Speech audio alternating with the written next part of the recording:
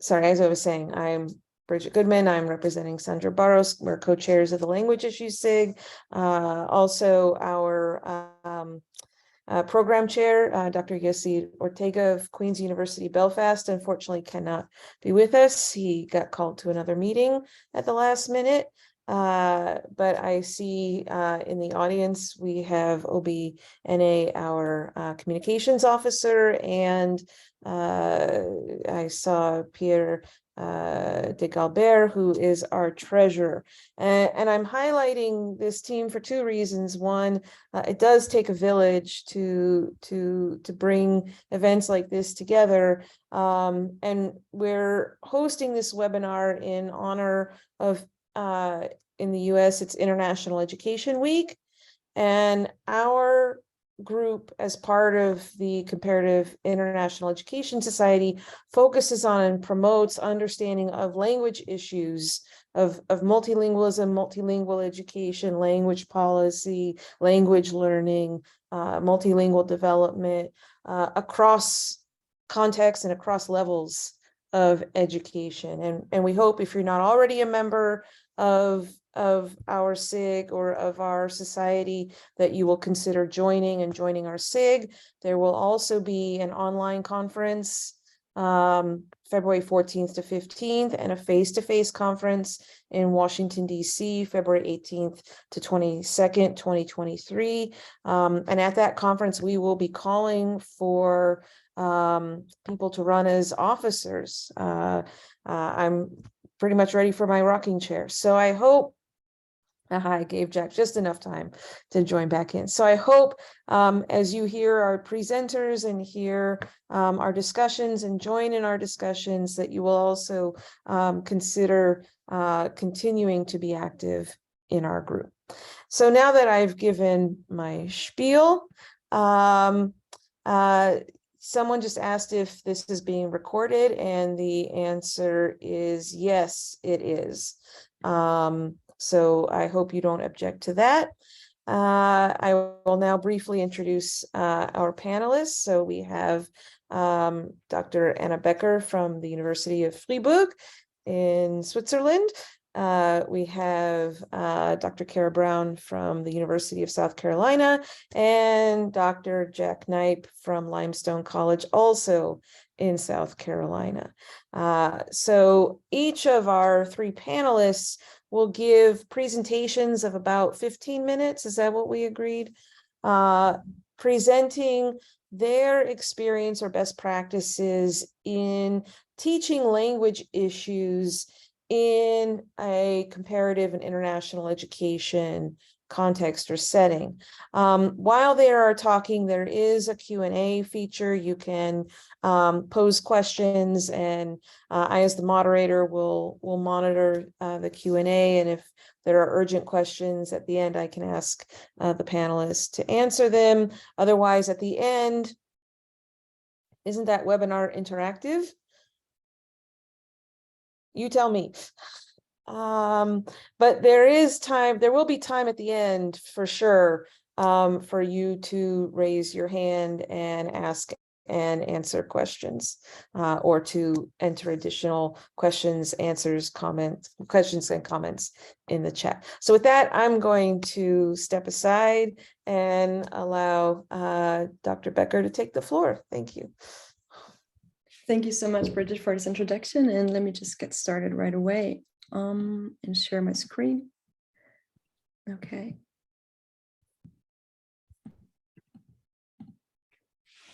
Okay, I hope you can all see okay my slides. And as it says here, I would like to present on ways of teaching language issues in comparative international education in Switzerland.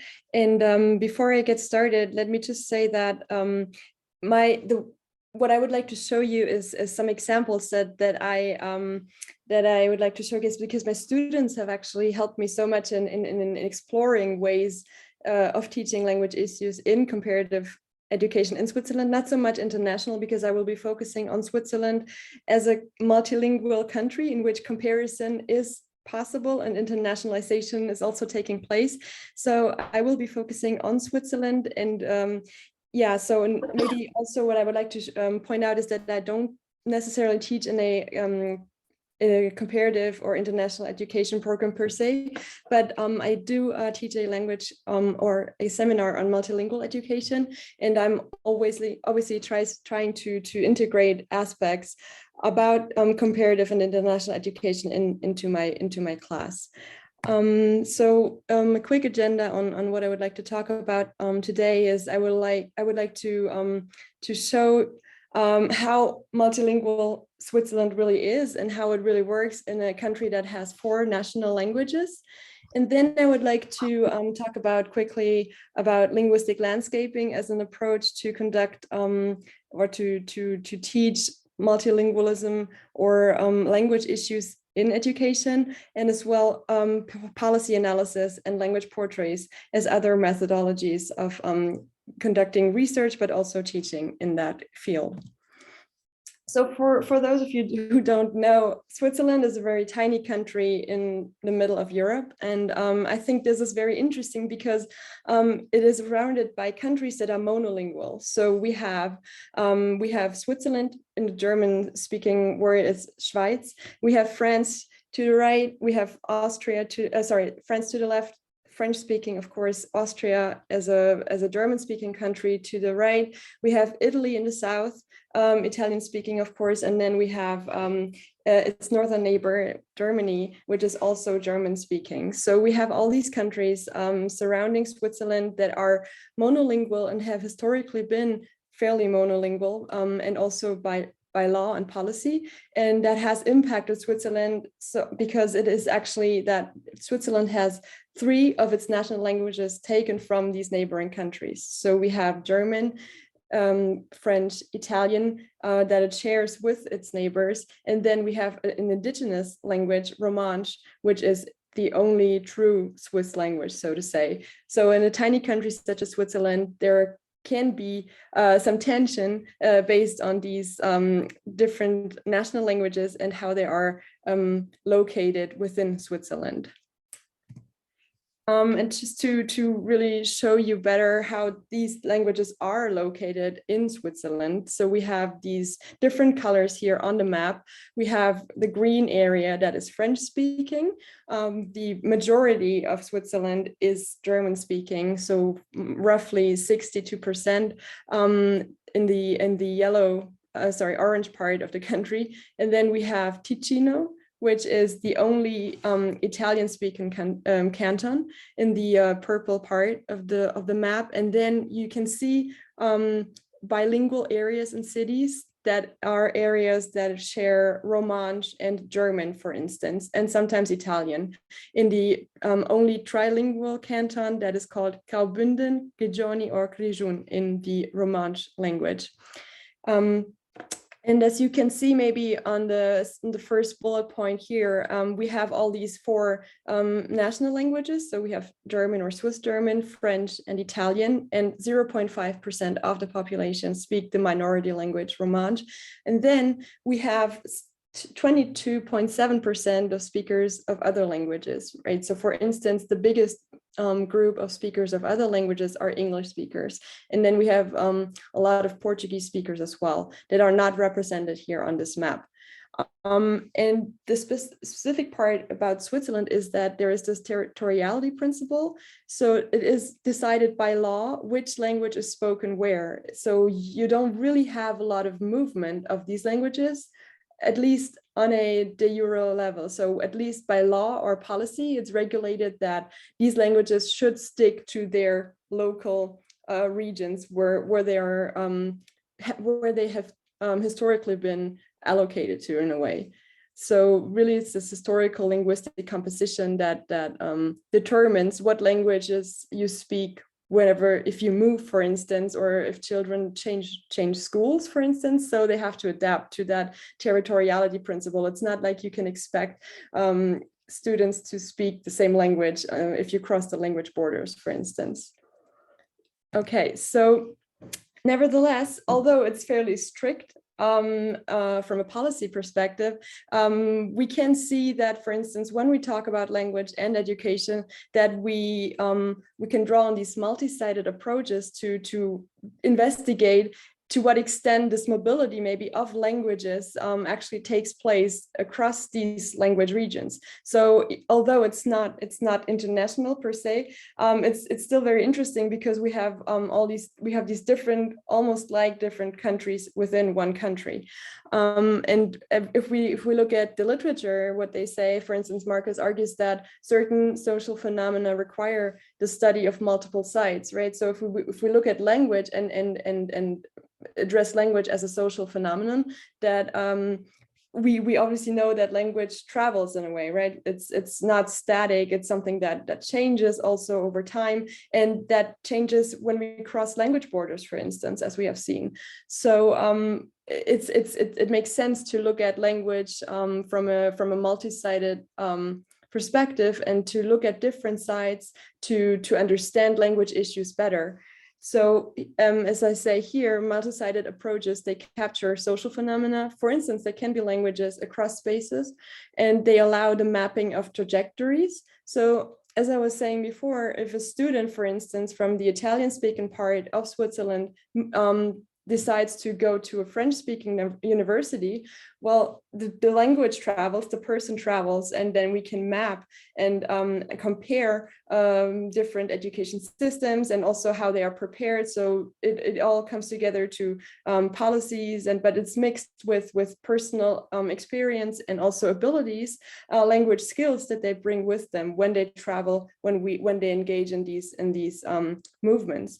And but we could also say that these social actors, so for instance students, they also move within these discursive spaces. We could also say that they're not neutral because they are shaped by historical events, for instance, and there are stereotypes within the country about speakers of other languages, and so they also move within a discursive space that is not only understandable through what should be the case from a policy perspective, but also what people experience, what is their daily lives, and how can they use language to position themselves within these spaces. Can they make use of their own language skills, the ones that they have developed individually, but also by going through the public education system, can they position themselves successfully in these discursive spaces? And also what a multi-sided approach brings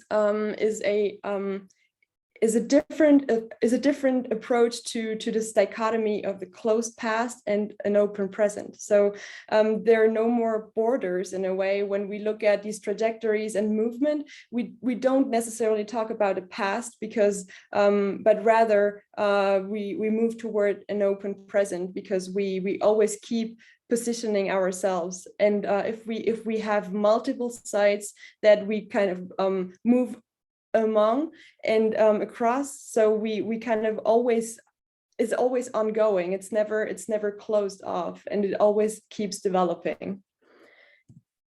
So now, after a little bit of theory, I would like to engage in a short activity with you. And when we talk about discursive spaces, but also regular spaces, physical spaces, the one you find yourself in, if you just take a look around, what languages or signs are there maybe? How does the space you're in communicate with you? And how do you position yourself in the space? What do you do to kind of appropriate the space, and what have you done to do that? Have you done something intentionally? How is this interaction going? And you could either write it in the chat or just also speak up if you want.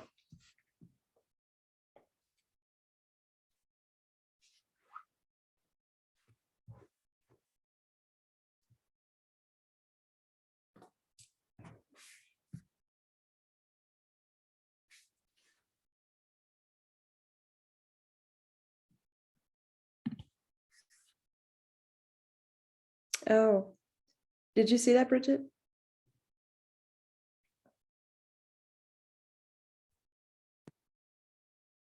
The chat is disabled and we cannot speak up. Shall we write here in the Q&A section? Yes, Yeah. I'll go to the webinar settings and see if I can change that. But in the meantime, Yeah, Anna, you should be able to see the Q&A posts. I do see them. Yeah. Thank you.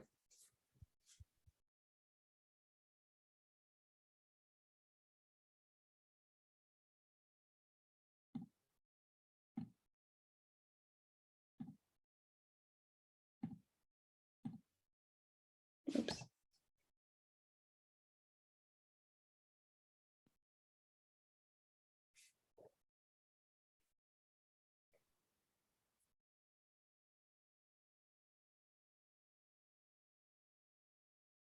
Okay, well, they're saying that they can't see each other's points, right? So maybe what we can Yeah, do, it only goes to you, yeah. yeah, so maybe what I'm we trying to could edit that now.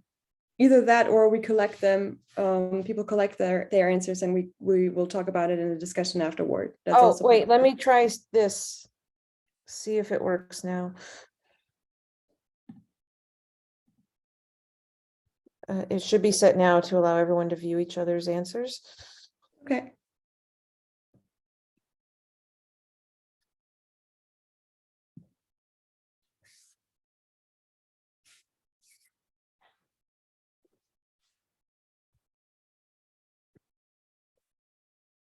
Okay, perfect. Yeah, I think it's working. Can you see each other's answers now?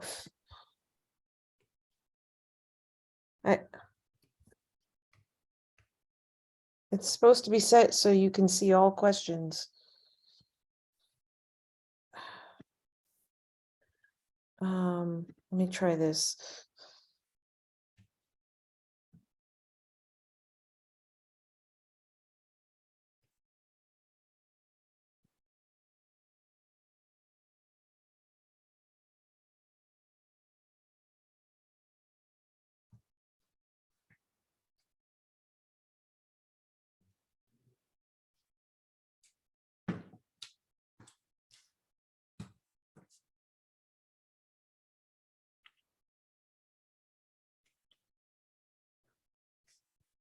Barbara or Matthew or Sonia, maybe you can try reposting and see if we can see it now. Oh, but, oh, it's not changing here. Okay, let me try it one more time.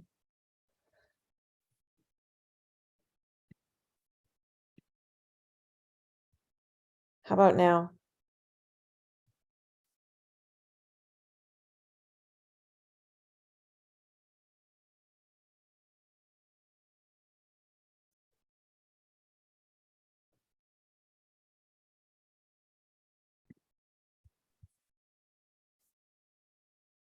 Yeah, okay, Sonia says she can see, yeah. I changed it on Okay. the website, but I had to change it again in the Zoom. Sorry about that. Okay, that's great. So yeah, we have answers coming in. That's great.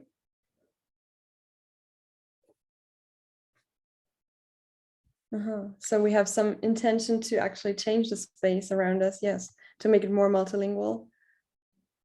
Yeah, it's still, I think that's very interesting.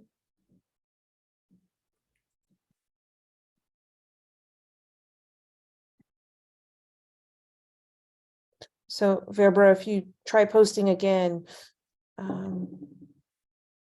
people should be able to see your response. Okay.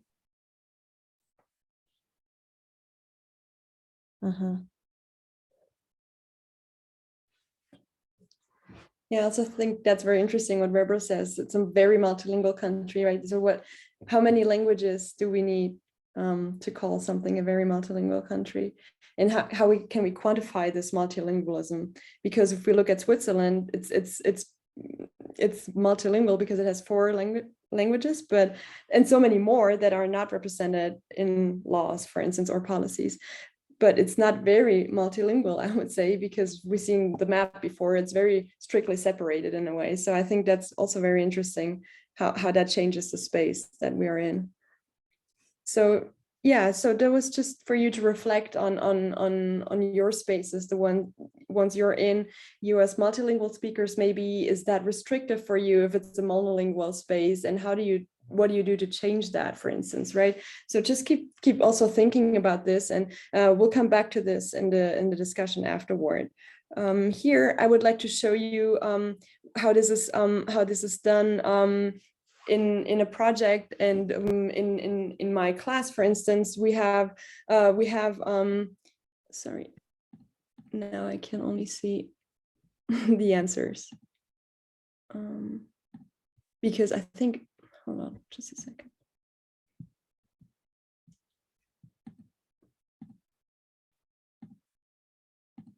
Okay, perfect.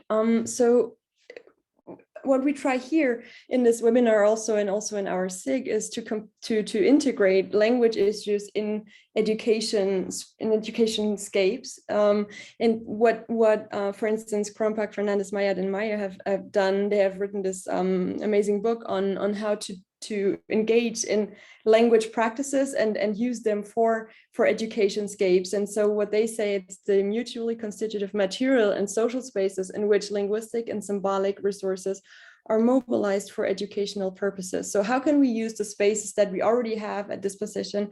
How do we engage with language issues and use them for education? And so what for instance, as I will show you now, in this example, this is one of my students' BA's thesis, and she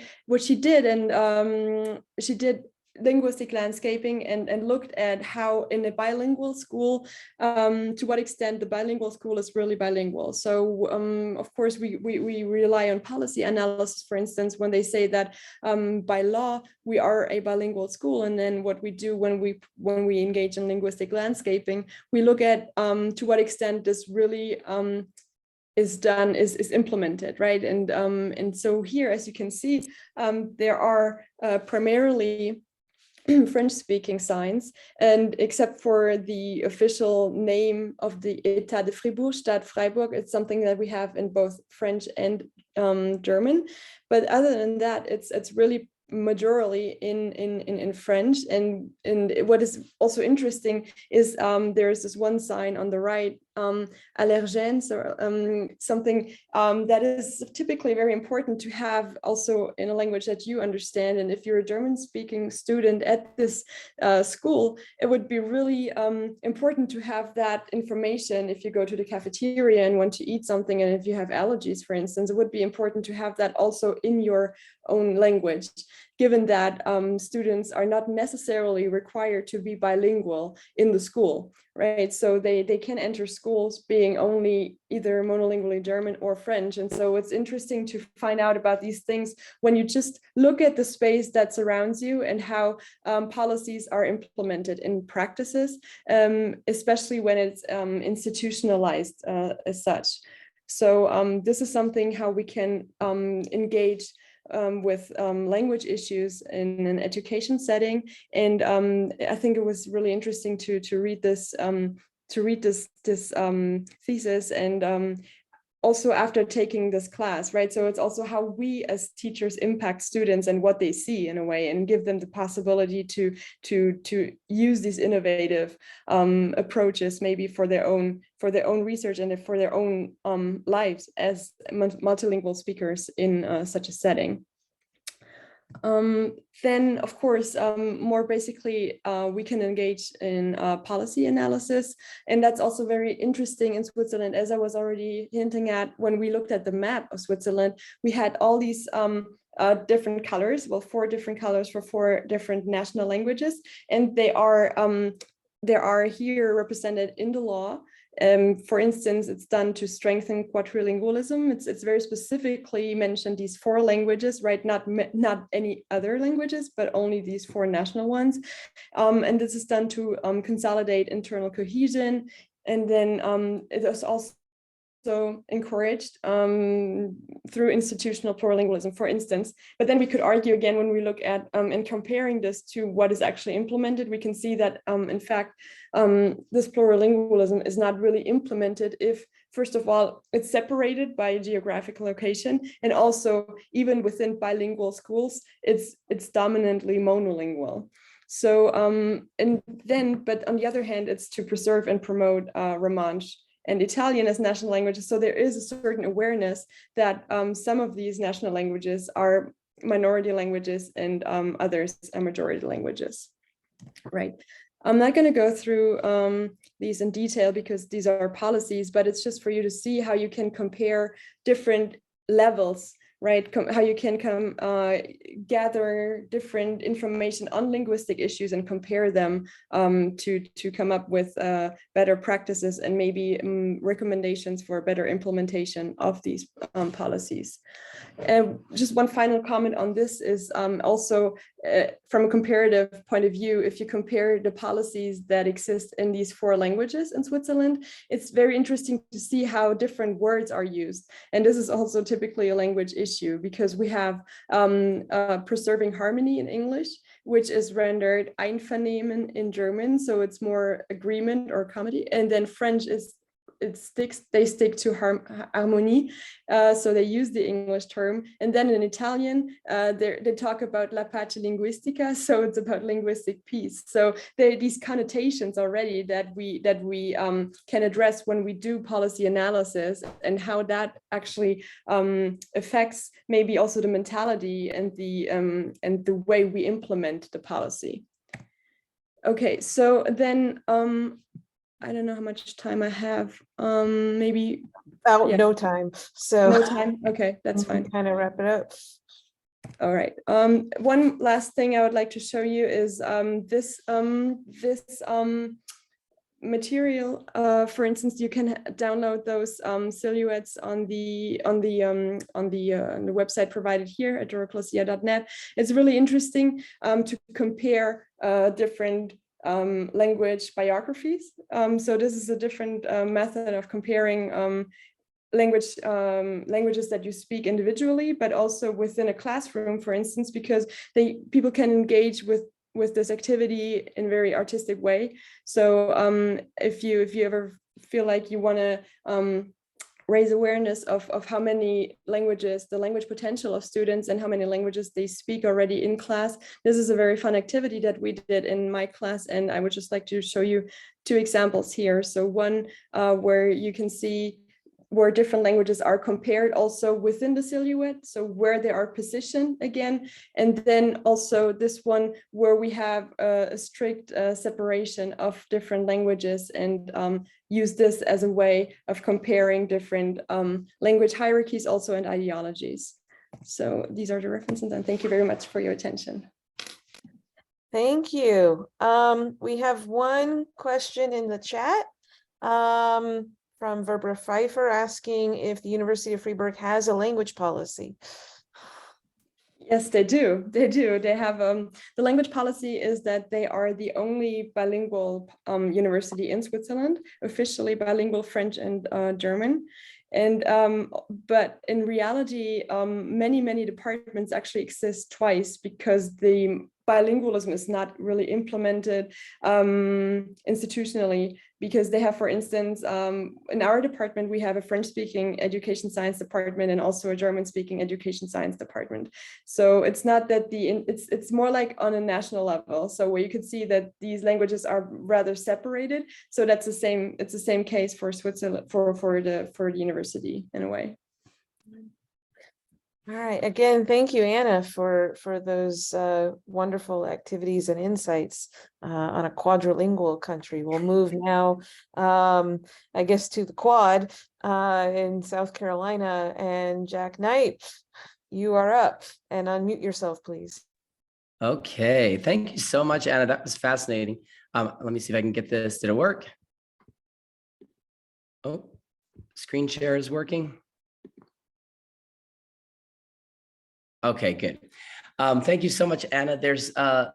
It's so interesting to hear more of a research perspective, especially in a country like Switzerland, but also to hear, even though things are so different, there are little bits of overlap. I don't know if everybody else will catch it, but as you were speaking, I was thinking, oh, that kind of overlaps with some of my areas too. And I know you and I have talked before.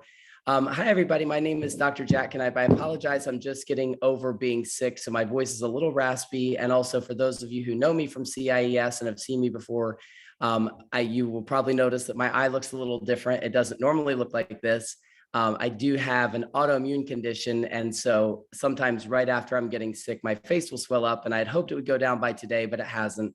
But it shouldn't hinder any communication today. So I'll go ahead and get started. My name, like I said, is Dr. Jack Knipe, and I work at Limestone University in the upstate of South Carolina, just maybe an hour and a half, 2 hours away from Cara. And we haven't had a chance to connect yet in the state of South Carolina, but eventually we'll make that work. We always see each other at conference, but I am an assistant professor of English and modern languages, and I also work as our international student support coordinator. So Limestone University is we're a liberal arts institution until about 2 years ago. Now we're officially defined as a comprehensive university, which is an interesting distinction. And speaking of language issues and terminology, one that has been a source of contention at our university, but I won't get into that here.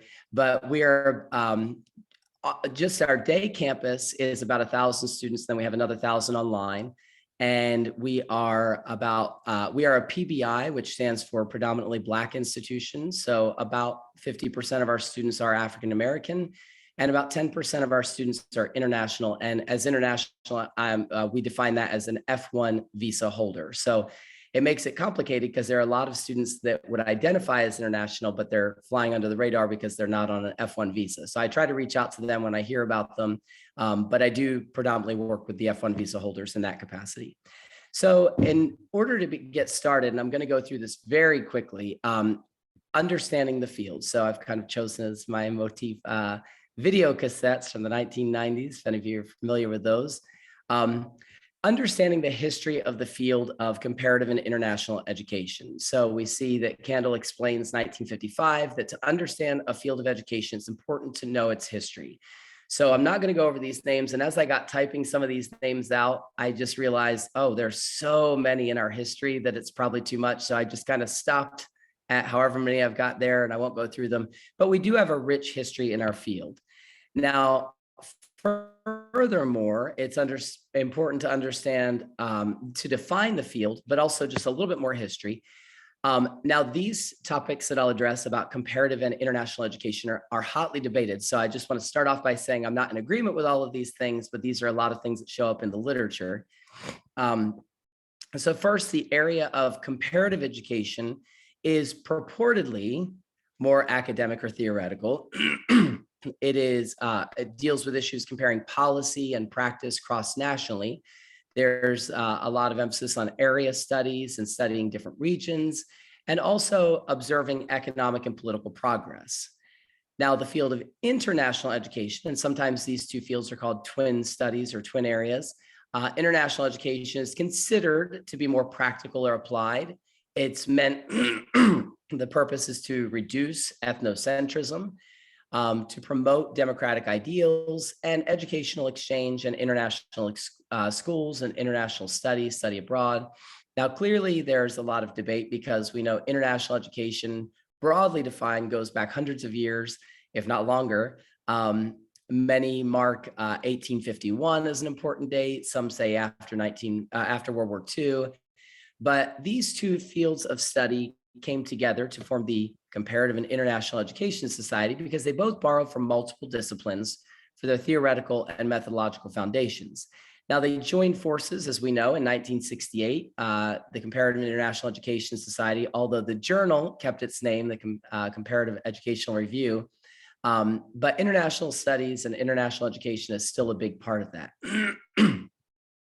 Okay, so now we're going to fast forward from 1968, because I can tell you I wasn't around during then, to a little bit of my practice and what I do at Limestone.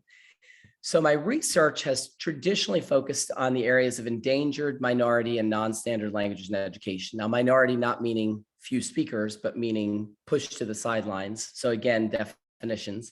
Most of my research has taken place in Guatemala, Scotland, New Zealand, the United States, and Iceland.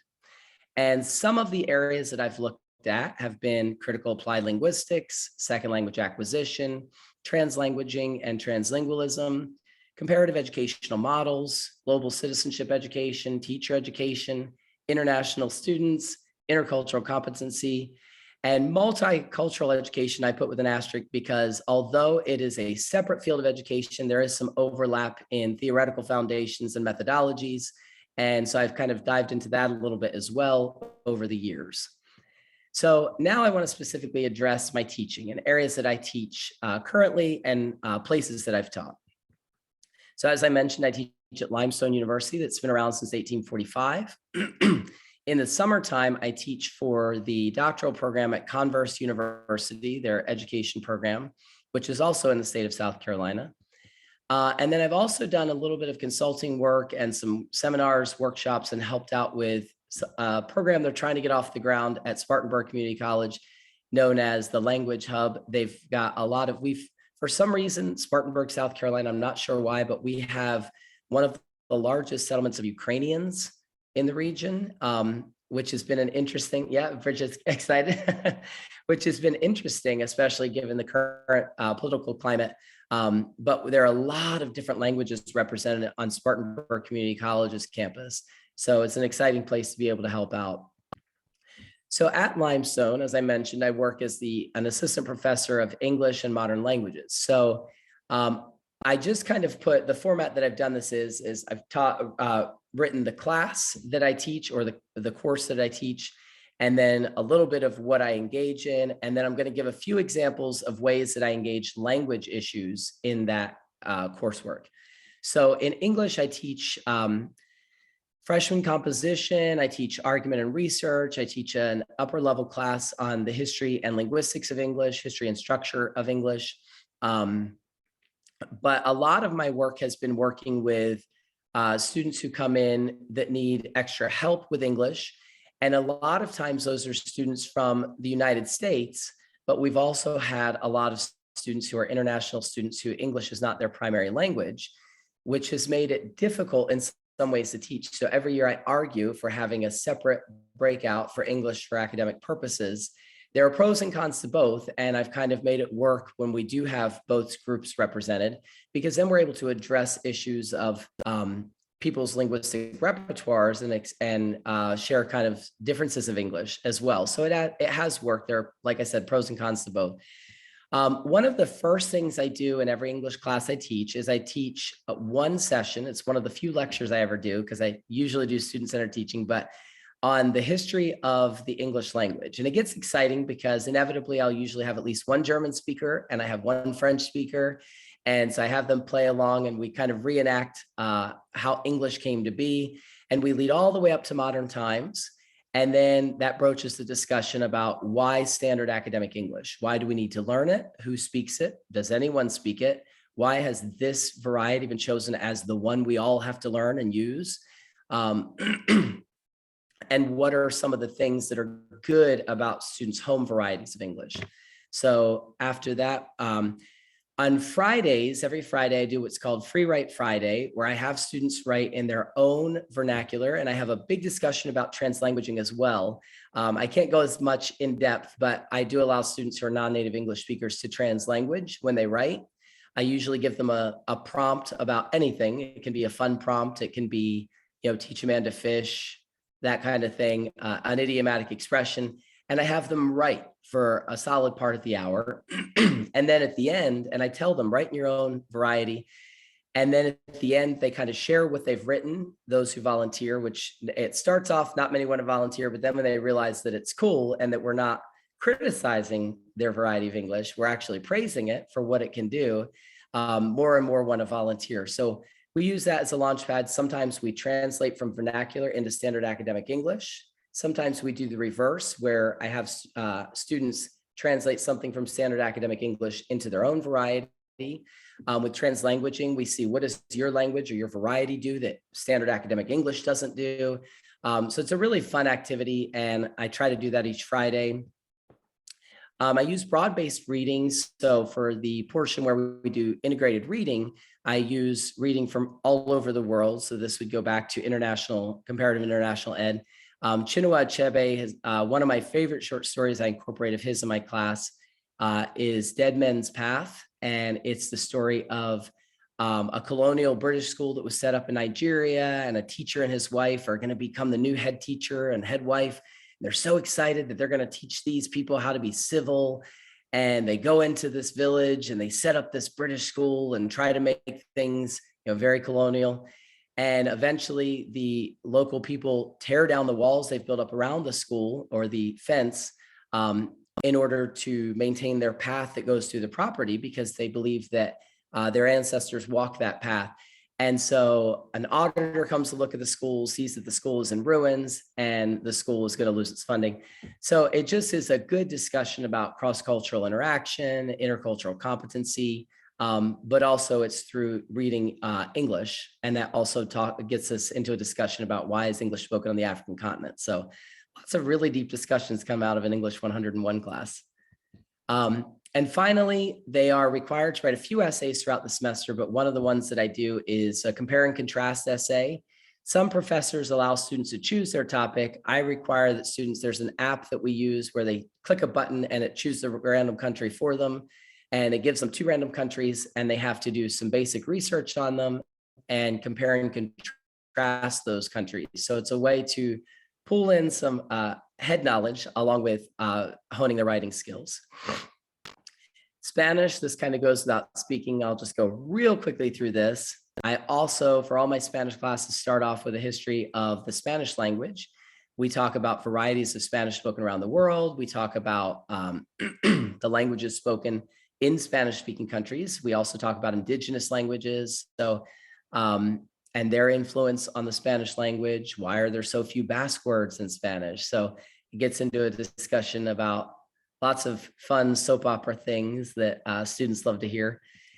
I also open each class session with, we do just a quick lesson where we listen to some music from the Spanish-speaking world. And then sometimes those songs have a grammar point that I'm trying to teach that day. So it's a great example. Sometimes it's a song that's sung by somebody from a country where I want to highlight their variety of Spanish and explain why did he say pa que instead of para que.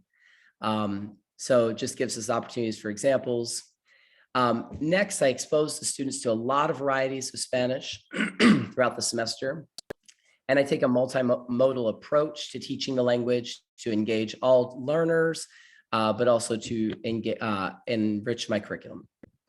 Okay, I teach a course on critical thinking, which is kind of a catch-all for philosophy, logic, reasoning, ethics. It's a required course for all our students. It's an upper level course. We talk about logic, rhetoric, and debate. So one of my early activities I do in this course that I love is I play my students a song called Nothing But Love by Brendan James. Now, Brendan James wrote this song. It's a love song to his wife, and it's just a sappy love song. But it became popular right around the time that the marriage equality issue was under debate here in the United States. And so he chose it as an opportunity to create his music video to deal with issues of marriage equality. So in the music video, we have a gay couple, we have a lesbian couple, an interracial couple, an older couple, all creating things. And so what I do is I separate the students into 2 groups. I have one group listen to just the sound file outside the classroom, and one group watches the video with me. And then I bring them all back together and ask them, what was that song about?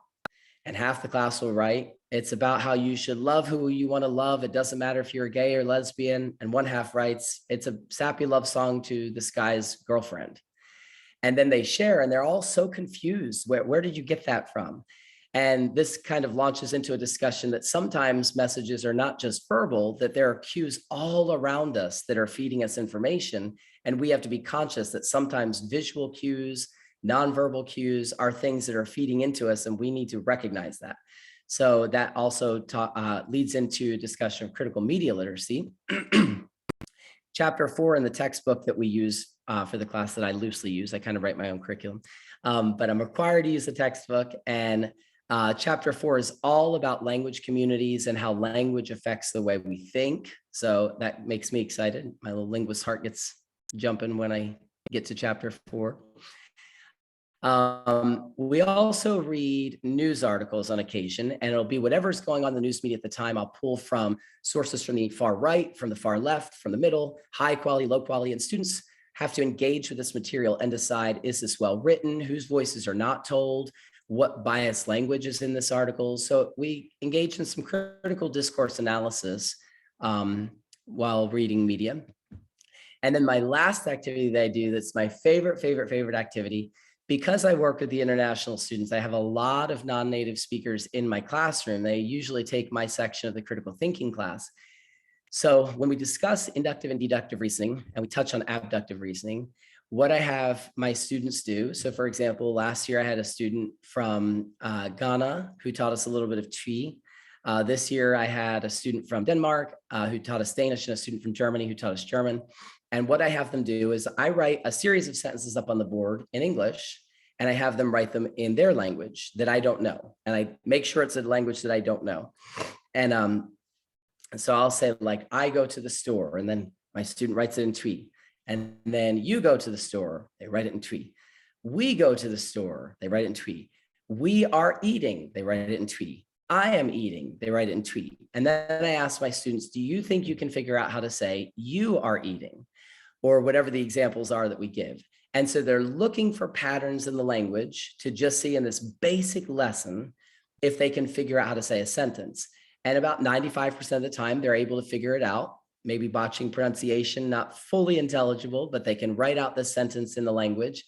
And then the native speaker gets excited. How did they figure that out? And we talk about how looking for patterns to form a rule. And then from there, I have students try to write their own sentences, new sentences in the language based off of what little bit of information they've been given. So it gets us a good, just a staple example of inductive and deductive reasoning. I teach a course on cross-cultural communications. I'll just breeze through this because I know we're limited on time. I do the funds of identity activity, which overlaps a little bit with what Anna was explaining that she does in her class, where I have students, we have a circle, and they put things they value the most at the middle, and then they kind of branch out and just give a visual of things that maybe aren't as important to them. And then we have a discussion about just values and how different cultures value different things, different worldviews. We talk about language, attitudes, and ideologies in this class. We talk about intercultural competence, and we do a few activities related to that. But one of the fun activities I do is verbal and nonverbal activities. What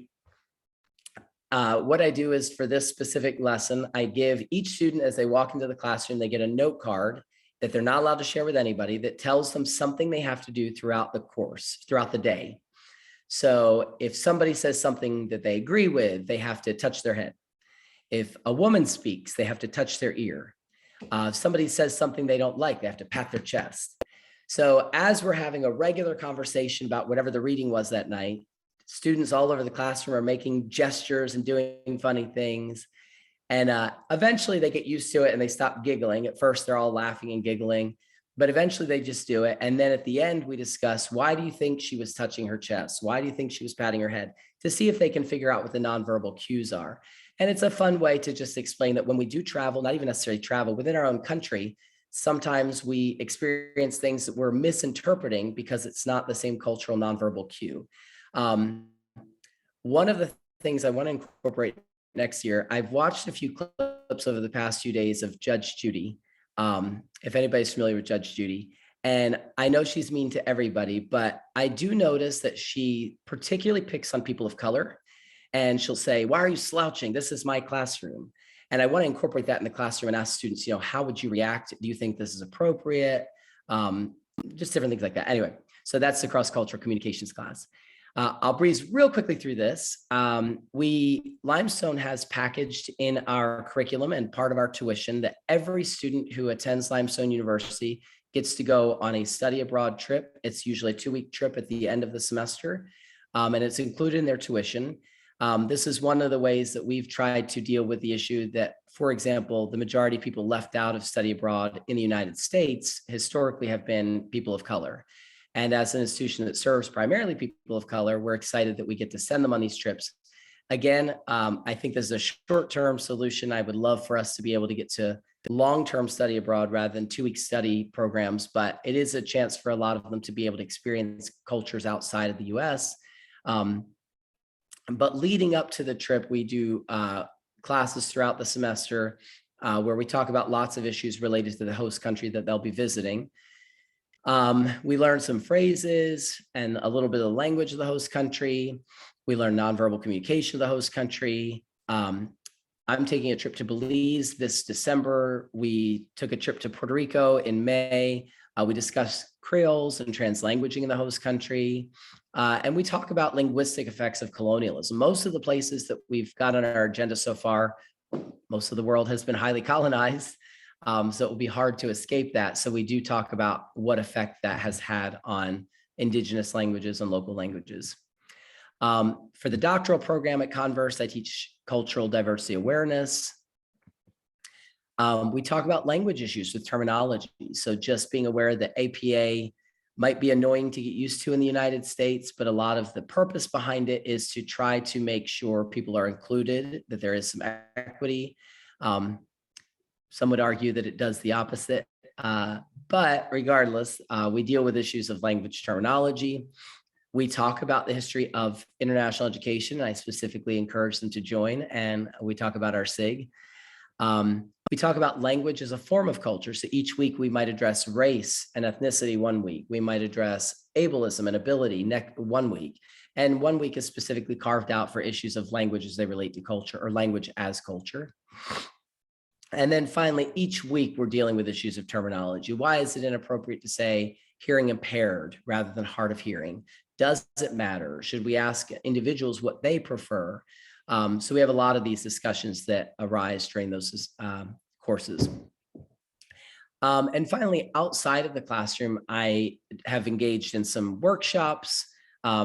Every year, the Black Student Union asks me to come in, usually in February, to talk about African-American English. I do workshops with our faculty on working with English learners.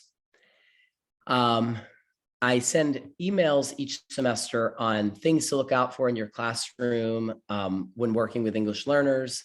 And then finally, I do workshops for incoming English learners. At the beginning of each semester or year, we have a program we call Launch, and students attend seminars for different issues. And so the English language learners, I usually just talk to them about issues of language, but I also talk to them about issues of culture. And a lot of those workshops have been informed by the research that has been ongoing with the international students. So I've been doing interviews, and lots of interesting themes have emerged that our international students, just their frustrations and things that are difficult for them, that I make sure incoming students are prepared for.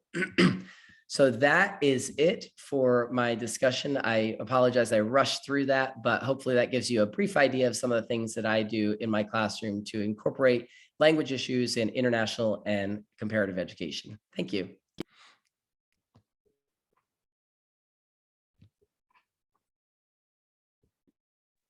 Thank you, Jack, for that very interesting presentation. If you can end your slideshow, and while Kara is setting up, there was one very quick question in the chat from Pierre. Actually, it looks like there's one short question, and then Sonia, I think I'll have Jack answer by text. But I think it was around the time you were talking about the comparison of countries, and you mentioned a particular app, but you didn't say the name of the app.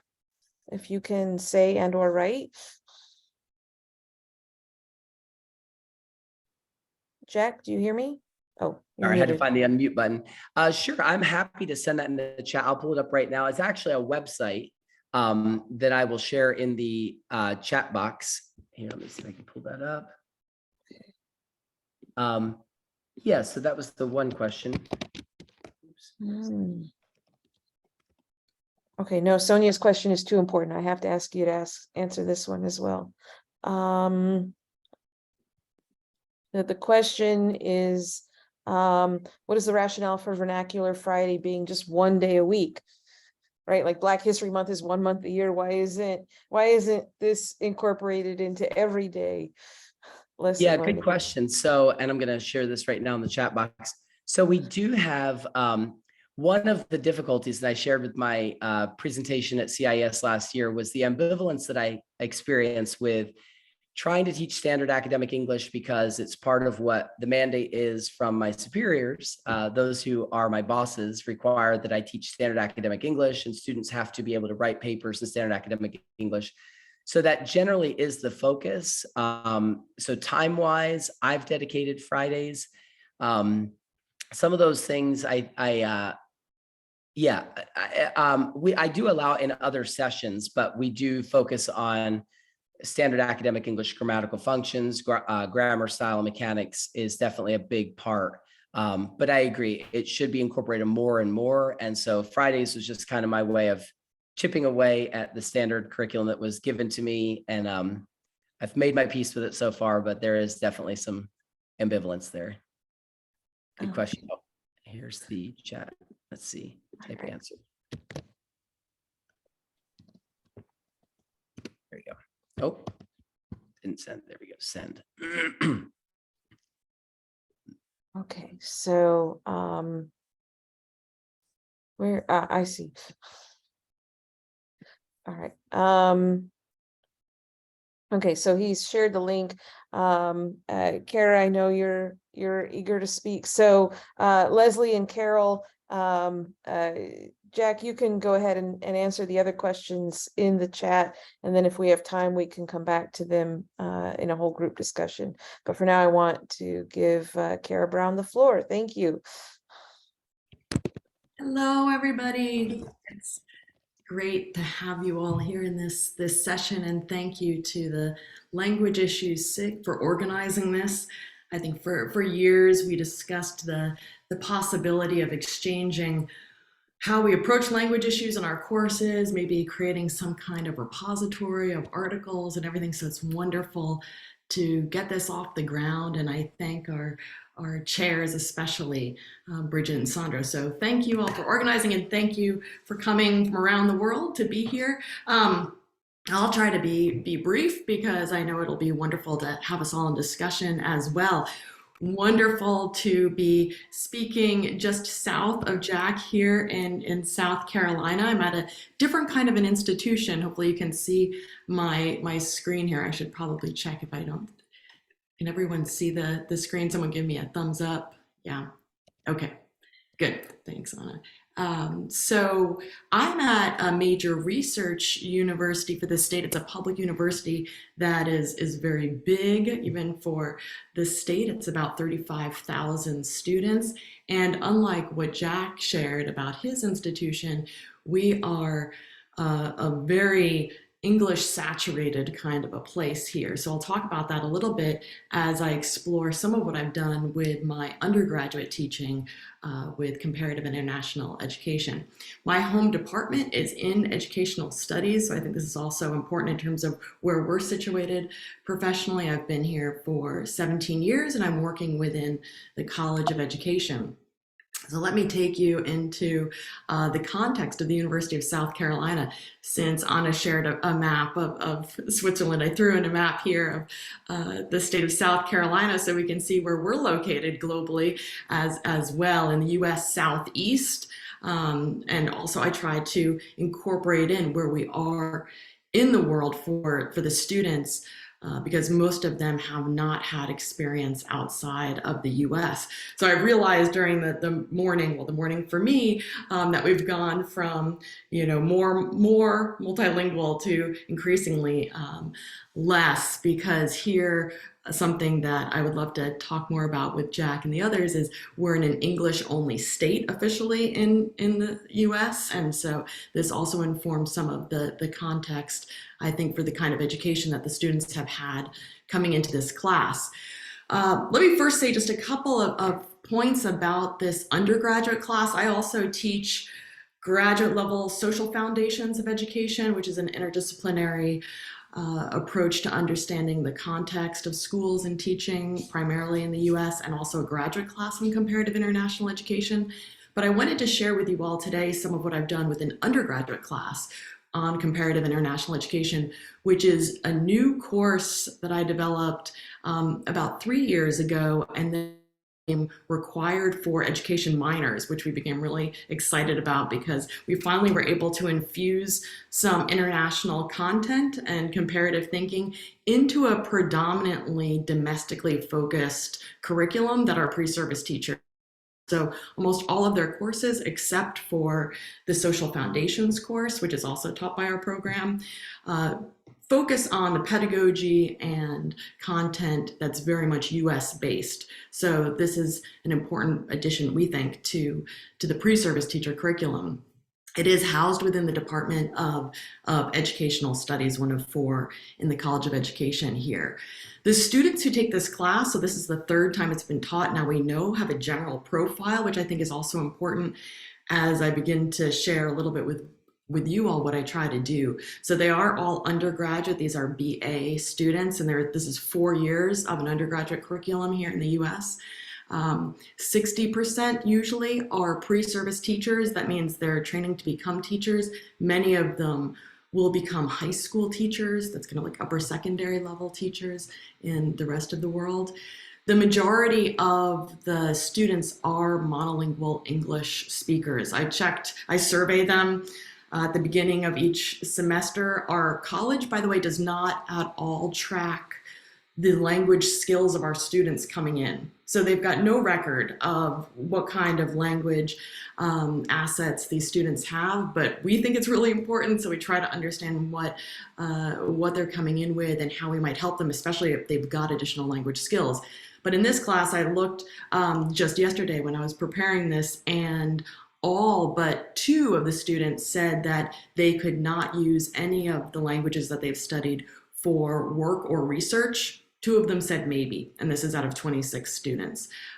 So that's the kind of student who's coming in. They also have minimal experience outside the US. Some have had study abroad experience. Others have had experience usually with churches, this kind of like missionary volunteer work, especially in Central America. And then the final point just about the students, so you can kind of understand who's in this class, is the majority are from the state. So 98% are from the state of South Carolina. So that also informs their worldview and some of their experiences. And all of them have always been from the United States, in contrast to our graduate students. And sometimes we have some international. So this is very different from what Jack is dealing with, just to the north of me in the same state. So what I want to do in my little time here is talk specifically about the ways that I incorporate language issues into this comparative international education class. And so I do it in a couple of different ways, with a module focus on language, and then I also bring it in terms of reading with other module foci, and then I'll talk about some guest speakers, and then also what happens with some of the undergraduate thesis writing. So first, out of a 14-week semester, I try to pull in as much language as possible because my background is in language policy.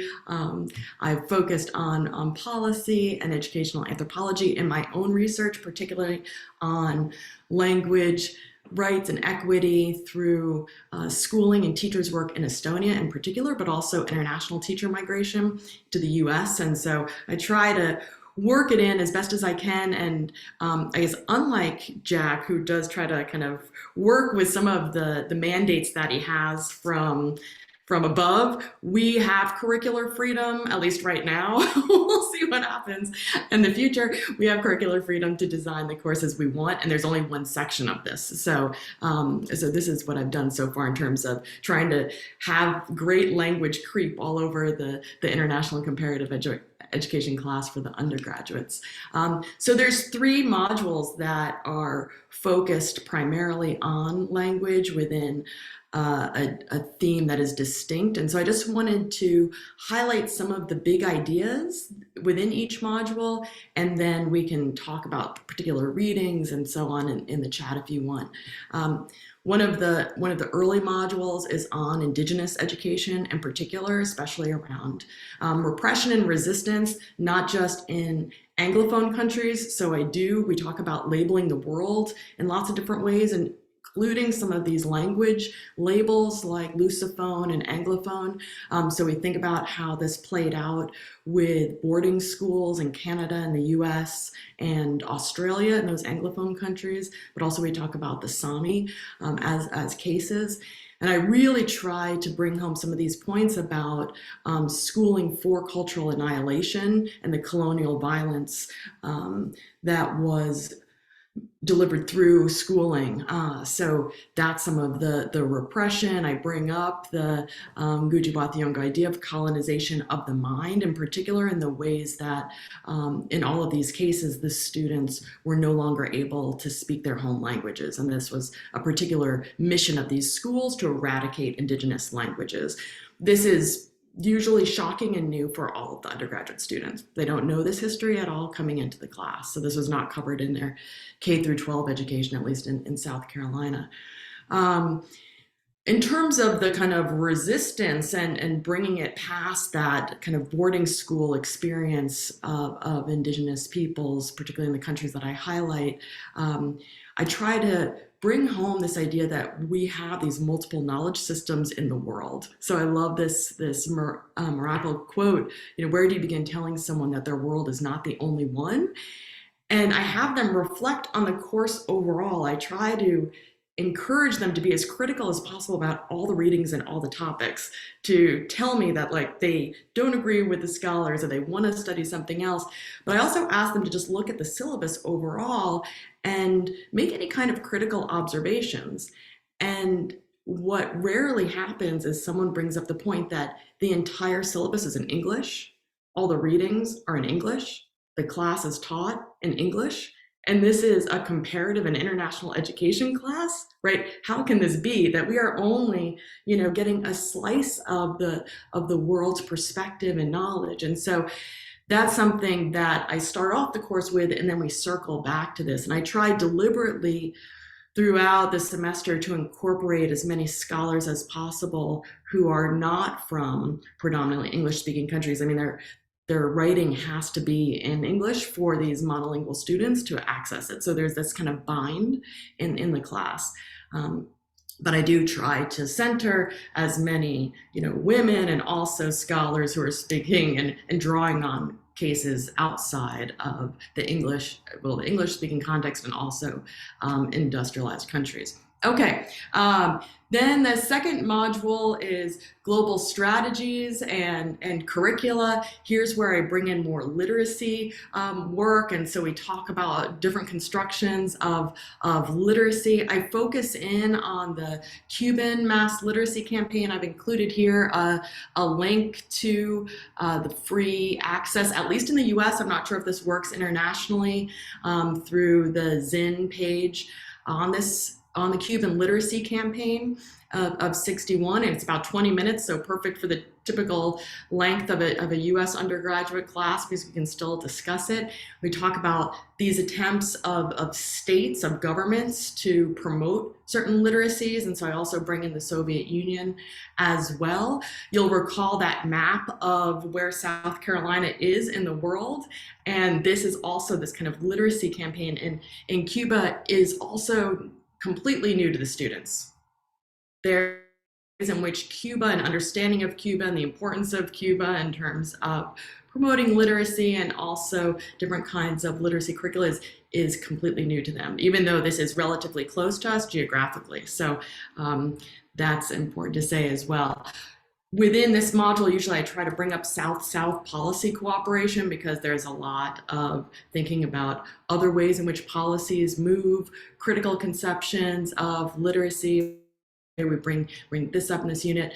And also we move away from the states and think about the history of UNESCO and the important role that this organization played in promoting literacy. Okay, let me move on quickly here. So the third module is really all about language issues. Finally, I just say like, okay, now we're just gonna do language issues and schooling. And so this is where I bring in all the different language ideologies, and we talk about this, the ways that schools have been used, right, for linguistic imperialism and neo-imperialism, developing states and state identities or nation-state identities, meeting the sustainable development goals, also for profit. So all these different ideologies.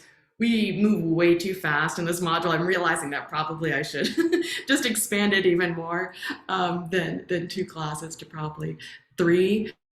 And of course, we also talk about it as a right in school. So we look at different constitutions and their educational clauses. This is an exercise that I have them do. They all have touchstone countries where they choose a country to focus on throughout the semester.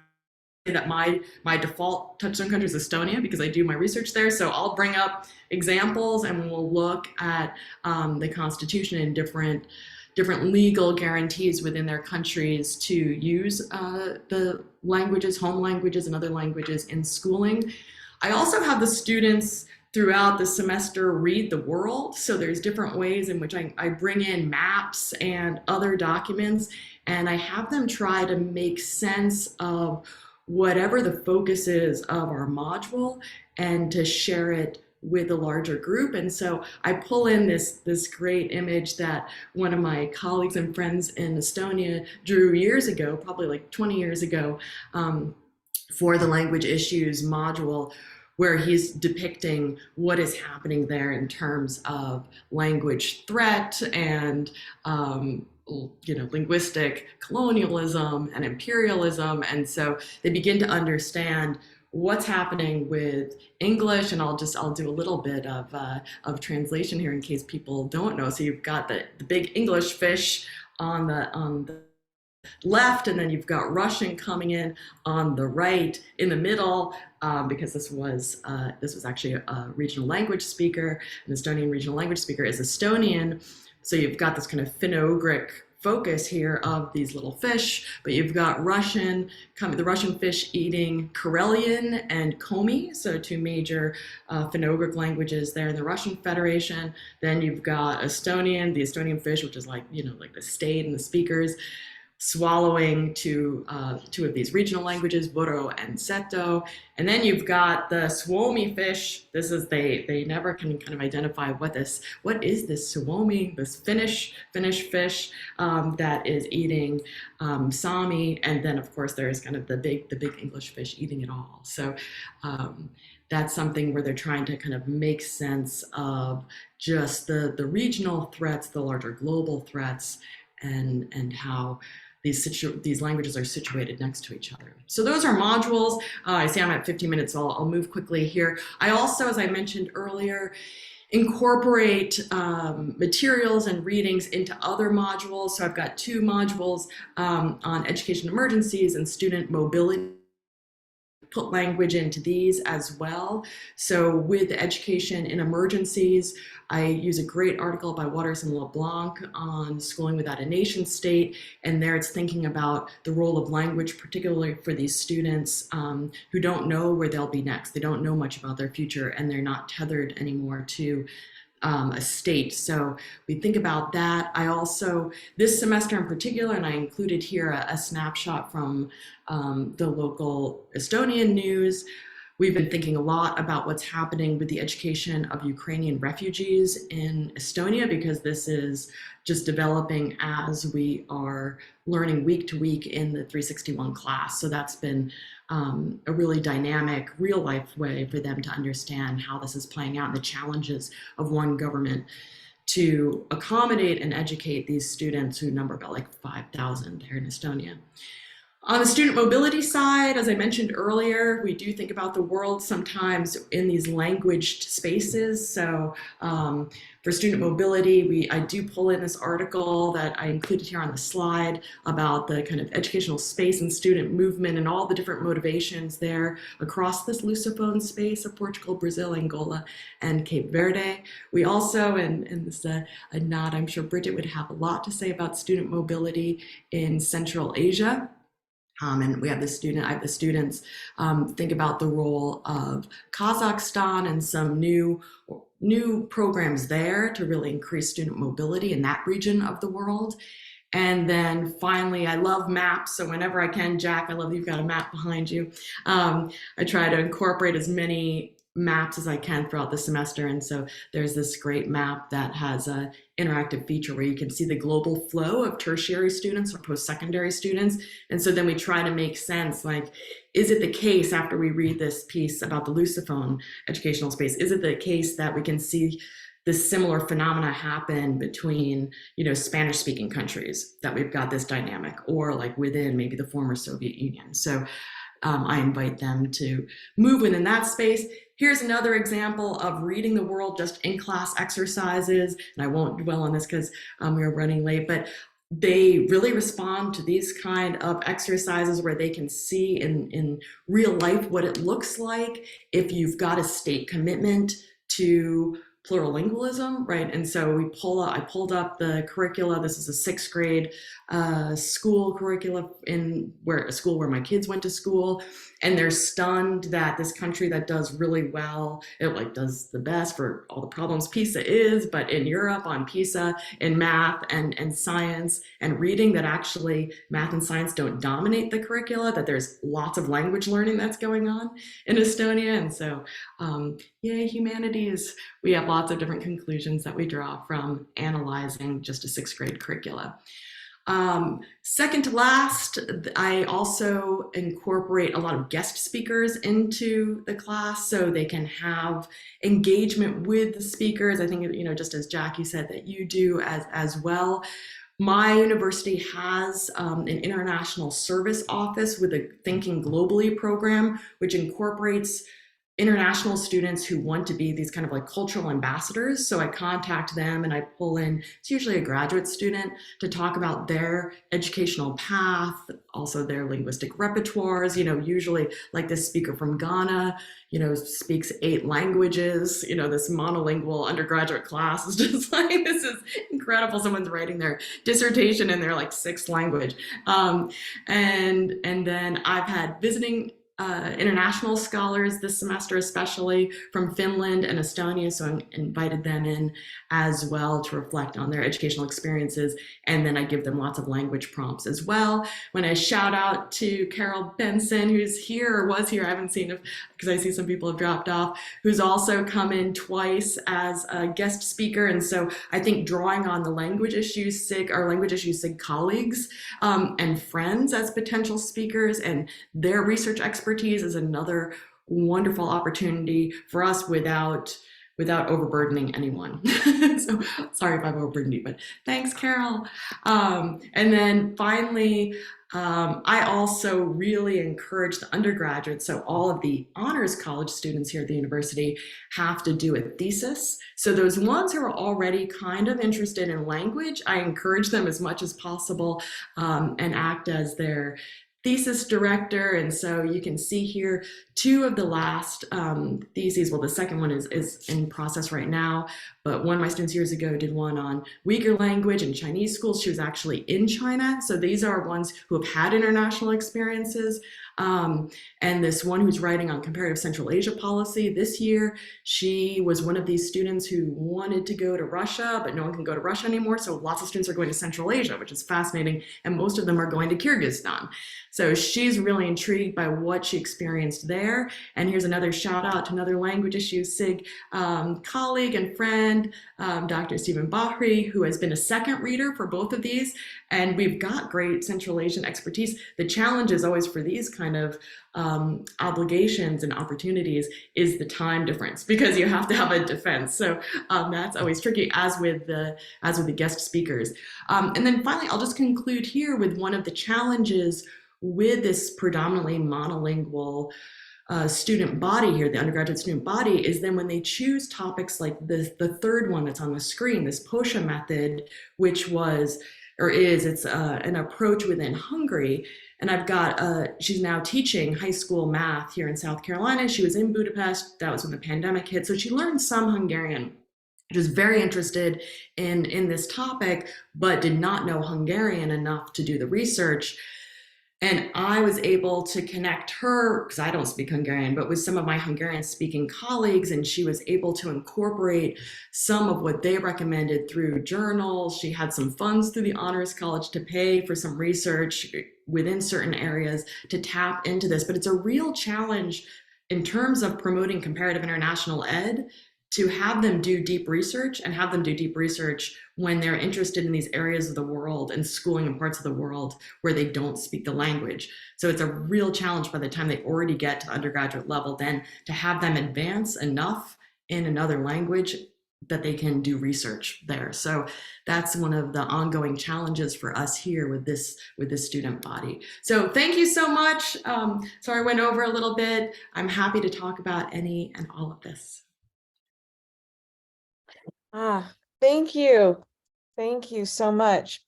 We only have a few minutes left. I don't see any questions in. Oh, there is one question now in the chat directly for Kara, from Maria Mercedes Arzadon. Actually, it looks like it's a comment for a question, so I'll let you read it and respond to that, Kara, while I come back to a question for Jack from Leslie. She wants to know more about what kinds of issues you flag in emails to faculty about how to be more inclusive of English learners. And while Jack answers that, if you have other questions for the panel, again, we'll make time for a couple of more questions or comments.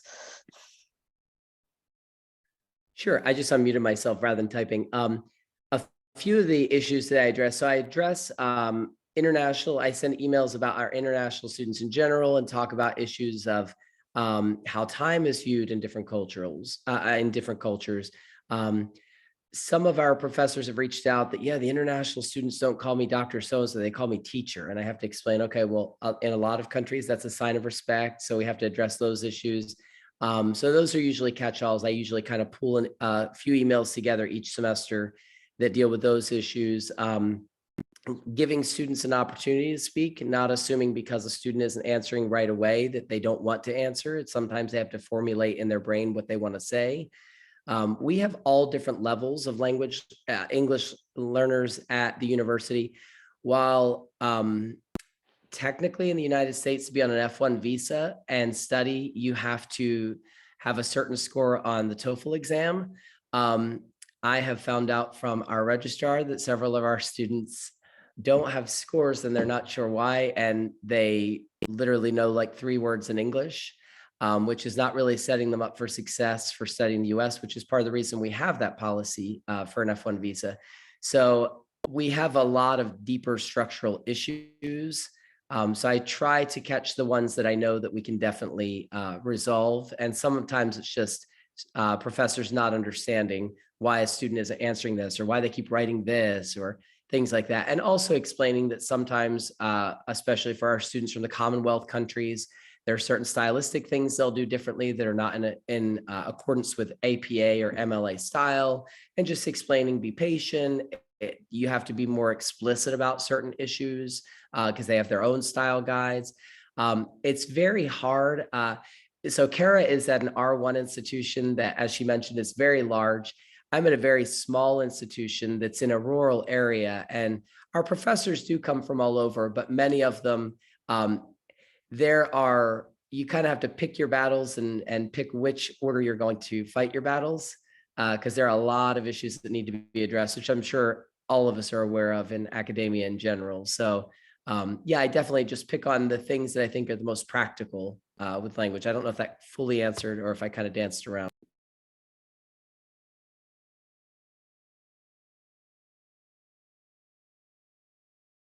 Sorry, it sounded comprehensive to me, but Leslie, if you want to add a comment, let us know. Kara, do you have any other response to Maria? I thank Maria Mercedes for this comment. You know, it's one of the many cases and one of the many reasons why that kind of language issues in schooling module, I want to keep just expanding and basically just do a language issues in schooling course. But I can't do that because of the very full curriculum. But I think this case of the Philippines and all the kind of linguistic repression and the forced imposition of a US kind of curriculum and English only policy is both the historic case and then also some of the current more neoliberal pushes that we see in the world that's really forcefully expanding the role of English. So English alone is a really complex topic within language issues in schooling. And I bring up even in the case of, like, say, Estonia, which has a very different relationship to the US than the case of Philippines, when there's the possibility to include, let's say, like more regional language instruction during the school day, the parents don't want it. right? If we're thinking about responding to parents, they want more and more global languages, especially English. So, in some cases, it's the local choice, and then in other cases, it's really this imposition, and then a lot of moneyed interests behind the backing of English, especially from the UK. So it's not just from the US, but also the UK. So all these forces coming together that make for at least several classes worth of exploration. So thank you so much, yeah, for pointing out the important case of the Philippines. It almost makes me think we need another webinar or seminar at CIES in the future. I mean, I think there's perhaps one seminar being planned or panel on decolonizing, but this notion of language and school that you've been talking about, that we need to have another conversation about these cases and about, as you say, the violence that has been done to people as a result of these language policies, and how can we undo this?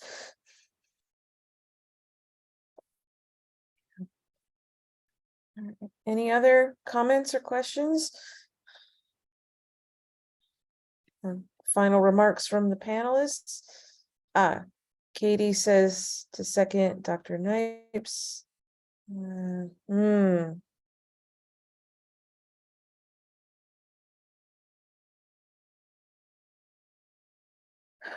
Right, yeah, we need more certifications or pedagogy courses for professors. Absolutely. Thank you, Sonia. Obe asks, is there possibly a correlation between access to language education and or the languages offered during elementary, secondary, and tertiary levels, and the number of students who choose to study enter the comparative and international education field? Anyone on the panel want to try to answer that one?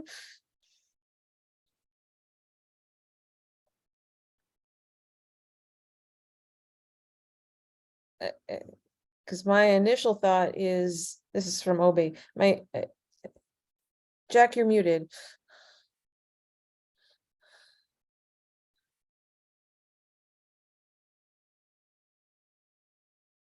I still don't. Sorry, I was actually not speaking. I was just mouthing the reading the question again. Sorry. That's okay.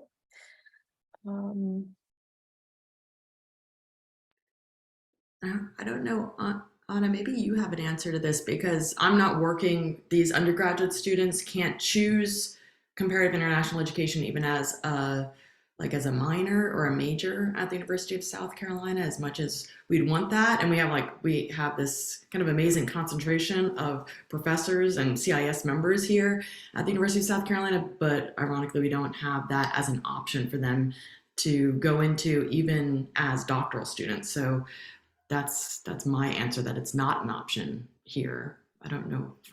Yeah, I would maybe just add that I don't think I think the interesting thing about comparative and international education is that it's not language issues per se, right? So it's something I don't think it's something that develops, maybe like you bring in your own interest. And so I think it's not, I don't think there would be a correlation. Like maybe it's something that you find your peers in a way, right? You find you bring your own interests and you find people who do similar things, and then that's how this group develops in a way. But I don't think there would be a correlation though. Good point. I would also add, because I think what you're trying to get at is what is the language background of students in comparative and international ed, and I'm looking at it from the perspective of who even has access to study comparative international education. I just submitted a book chapter with a PhD student looking at medium of instruction in secondary and higher ed in Eurasian countries. And even in those countries where minority language education is offered, when you get into higher education, it's titular language, it's Russian, it's English, and other international languages. So unless you can access one of those more prestigious languages in higher education, you're not really accessing those spaces. Michael has a question to Kara. How much agency and influence? Sorry, I think that's Macau. from Poland/South Africa. Question to Kara, if we have a few more minutes, how much agency and influence do the students have in their choices of preferred medium of instruction, practices, and policies compared with parents? Ooh, big question. Is this a question about the South Carolina, or is this a question about just like generally, or which slice of the world? I'm not sure if he's still on. I'm not sure either. Michael, if you can follow up. Yeah.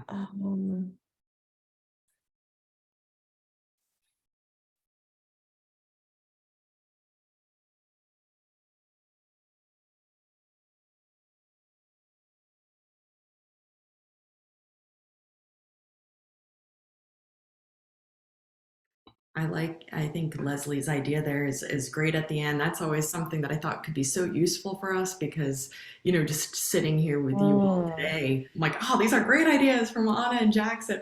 I would love to have some kind of a running document. You could imagine how rich that would be if we opened it up, you know, across the SIG and then across the society as well. So yes to that idea. Mm-hmm. Making a note now. Okay.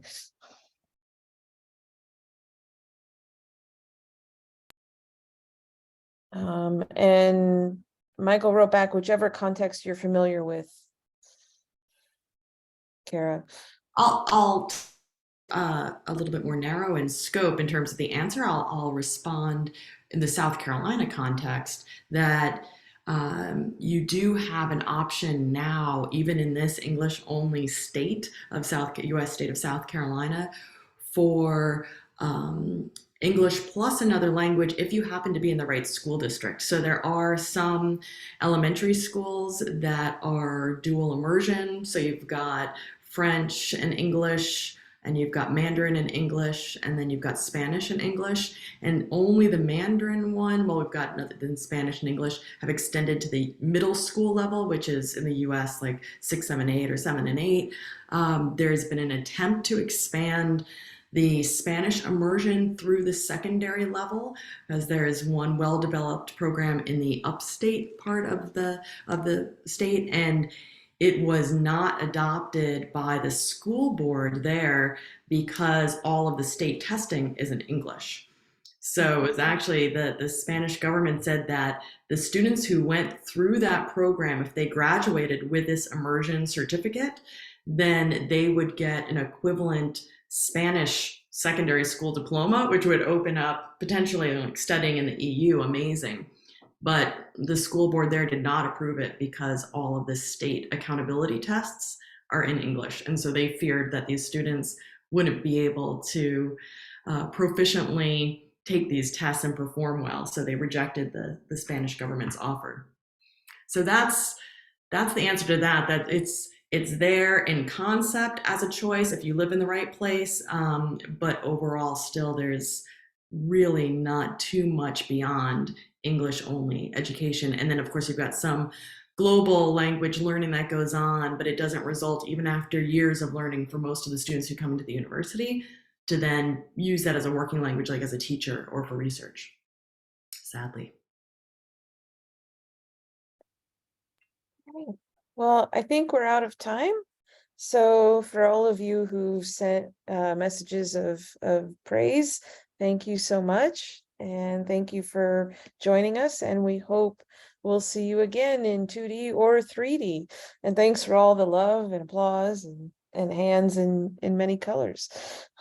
And thank you again to our panelists for taking the time to be here and to talk with us. Clearly, we could spend another few hours doing this. So we'll have to continue these conversations. All right. Sabolnes. Bye. Thanks, everybody. Thanks. Thanks. Tack för det.